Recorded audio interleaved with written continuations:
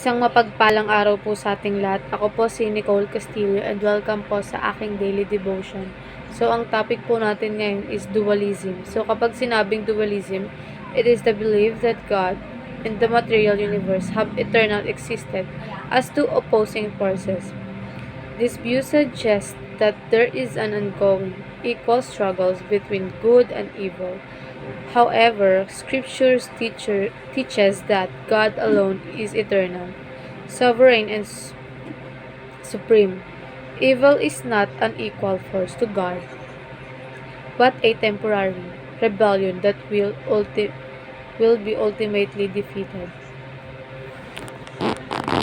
So, ayon po sa John chapter 1 verse 3, through Him all things were made, without Him nothing was made that has been made. So, ayon po sa ating katuruan, God alone is eternal and uncreated. So, sa buong sanlibutan po, tanging Diyos lang ang kumbaga walang pinagmulan at walang katapusan.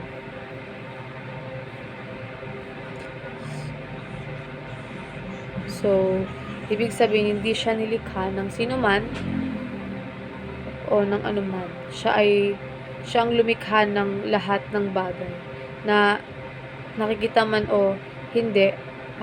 Siya ang pinagmulan lahat ng buhay at katotohanan.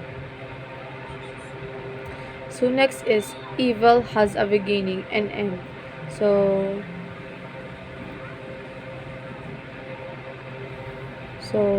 hindi katulad ng Diyos ng walang hanggan.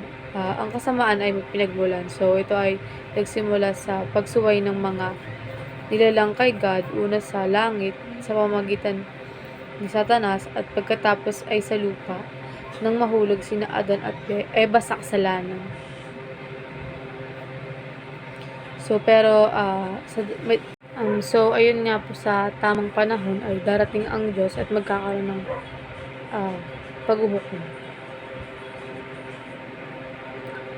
So, next is, Christ is Lord over all. So, including the material world. So, ang pagiging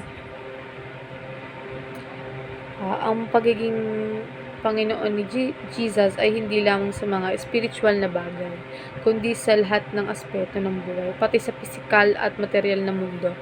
So, ibig sabihin, ang mundo at lahat ng bagay dito ay pag-aari niya at lahat ay may layunin. So, ayon sa kanyang kalooban. Wala dapat hati or division sa pagitan ng spiritual at secular, dahil ang lahat ng bagay ay nasa ilalim ng kanyang kapangyarihan. So, para naman po sa ating applications, reject dualistic pagan worldview.